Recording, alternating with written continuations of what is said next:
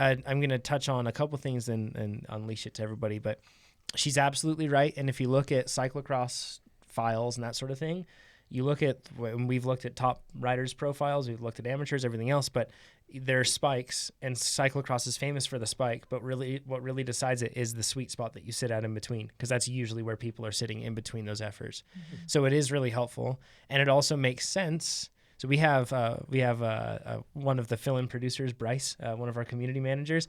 He complains about Sweet Spot a lot. A couple people here at the office complain about Sweet Spot. They can't, or they used to not be able to do it. Right. No, I'm one of them. I was one of them that I complained about it before. Now I don't. And I'm not. So like addicts that have overcome, we'll share our experience. One thing I want to say is that I think that this doesn't just break down. It's not quite as simple as just, one thing or another. I think there are multiple parts to it. I mean, there's the fueling side of things.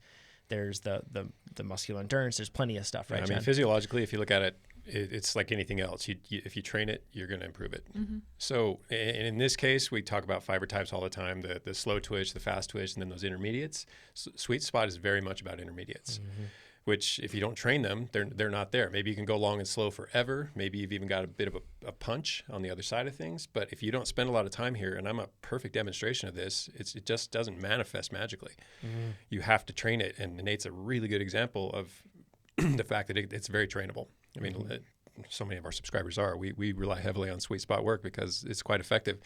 And I think Hunter Allen said this years and years ago, that if you got good at one thing, make it Sweet Spot, because you'll never get tailed off a race. You may not be the high performer, but you're never gonna get spit off. That's those moments in between. That's where most of the racing is done, is within that range. But these fibers, they're pretty much equally glycolytic and aerobic. So they use sugar and they use fat, and the fact is they use a lot of sugar.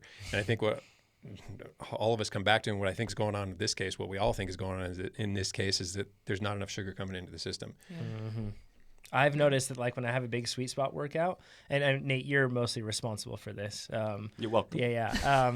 But when I have a big Sweet Spot workout coming up, that is not the day where I'm trying to pick salad. That's not the day where I'm trying to, unless you want to have skimp. a really miserable ride. Yeah, and then Sweet Spot feels a whole lot like Threshold or harder, right? It's a great way to make it feel that way is if you're not fueling it. Yeah. Take in a lot of carbs. And I would say, even as a point of reference, I would say take in a gel within 10 minutes and then at least every 30 minutes thereafter. And if you need to set an alarm for yourself, do that, especially if you're on the trainer. You can do that.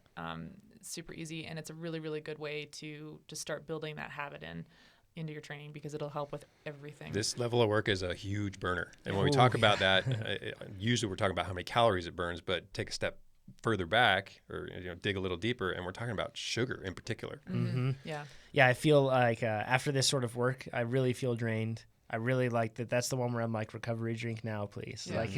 And I keep saying sugar, but what I mean is carbohydrate. Right. Yep. Simple sugar, simple carbohydrate. Yeah. This goes back to we talked about, like, I've had it too, where not eating carbs, and you do these kind of workouts, and then you're just like, but my FTP is 200, and I can't hold 170 for 10 minutes. Right, it's a crisis. Yeah, exactly. And then you think that either, everyone's testing is wrong, or my power meter's broken today, you or question the world. Exactly. Yeah. And the shame spiral begins. Or I'm just different. I'm different. I'm different than everybody else. I just can't do Sweet Spot. That's what it is, right? Totally. That's what they I'm a different human.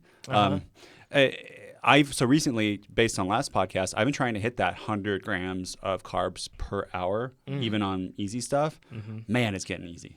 Yeah. It is like even easier. And it's really, I think I'm going to have an FTP bump here, because everything's just, it's really easy. And the other thing too, even while I do this, if I'm watching TV during Sweet Spot, I can last a little while, but then it gets the cognitive load. It goes up a lot. So I'd suggest Fiona to turn off the TV or put on a cycling race, put on some up-tempo music that you're familiar with, eat your carbs, try that, and I bet you'll have a great Sweet Spot workout. Podcasts and audiobooks, and at the beginning of the Sweet Spot power. Yeah, you say that, but I can actually make those things work. I will say, I'm you're watching. Look, your cognitive load, you're much better. I know, but I'm watching like the Punisher. I know. But to further your point, I'm watching the Punisher. Right, that's my reward. If I get on the bike, it's really good, and I only get to watch it if I'm on the bike doing Sweet Spot. I like it. So but I'll find myself struggling during the dialogue stretches. It's like, oh, come on, please let something happen. And then the action happens and I sail right through the remainder of the interval. Yeah. So,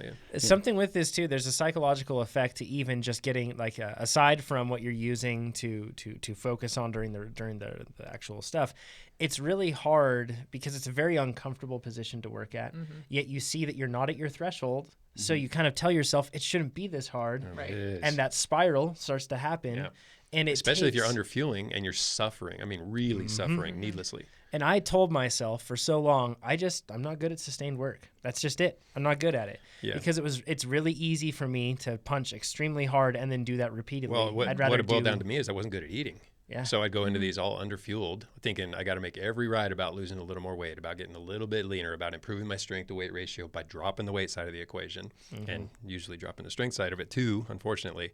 But I just wasn't fueling well enough for rides like this. So what I do, gravitate towards stuff where I can go long and slow and just burn fat, or where I can go short and hard and get through a workout in 45 to 50 minutes and be done with it before I actually do run out of gas. Yeah, and there's this part of, so you've conditioned yourself in one reason or another to believe a certain way, and that could be because of not getting enough fuel, anything else like that. But there's a big thing that I see with a lot of people with sustained work, or you see it on the opposite end too, with really high intensity work or like VO2 work, something like that, where a person has just told themselves, I'm just not good at it. Right. And if you tell yourself you are just not good at a specific type of workout, I would be very comfortable betting on your performance being just not good at that specific workout that you end up doing. And unfortunately, Sweetspot is one of those things because if you're not good at sustained efforts, if you don't have good muscle endurance, you're not going to be a good bike racer. Yeah, and it can be trained, and you can go through everything can be trained. Yes. Everything can be trained. You can improve at everything. It doesn't mean that.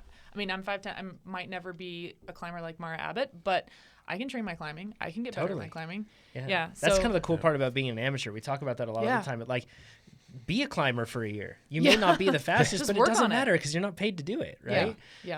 So, but with this sort of thing, as soon as we started doing TT training, I decided to turn that part of my brain off that said I was bad at this sort of workout. And they got to the, they're never easy, but it got to the point where it's no more difficult than any other workout that I was doing of a different sort of structure. And just because it doesn't come easily doesn't mean you're not good at it. It's supposed to be hard. And if you're mentally put yourself in that mindset, this is going to be hard, it'll actually feel easier. No, I'm doing it right now. Like I said, you're like, oh, this is how it's supposed to feel. I've ever endured, and I'm going through all the throes of learning to ride a bike again, or learning to suffer on a bike. Can we film this? My butt's sore. I'm looking at my watch, thinking my power meter's got to be off. Checking my Garmin, looking at his power match on. I mean, something's not right here. Right. No, I'm just out of shape. But I've committed to it, and I know it's going to be rough for a little while, and it's starting to feel a little bit easier with each workout. So, deeper level of empathy, everybody. I'm more in tune with what y'all are going through. You know what's great about that is you develop a deeper sense of respect for your fit self. For sure. Right? It's so hugely motivating now. Yeah, the discipline that got you to that point. Yeah. And the cool thing is you know that you're capable of doing that because you've already done it. Because you've done it, So it's there, just gotta go really, really helpful. I want to step back for just a quick second because you were talking about how, you were kind of looking at, I want to improve power to weight, and it was affecting how you were eating and how you were training. Really, really great quote. And this comes from Dotsie Bouch, who's silver medalist on the track. She's an incredible athlete. And she said this to me, we were giving a clinic together, and it's just stuck with me, and I think it's so perfect. Just don't ever diet on the bike. Wrong time. Just don't do it. A lot of people, pithy, but might perfect. Get into the sport because you want to lose weight or you want to, chase a better body composition, and that's awesome. And certainly that will help performance metrics. But the time to do it is not on the bike. Don't ever diet on the bike.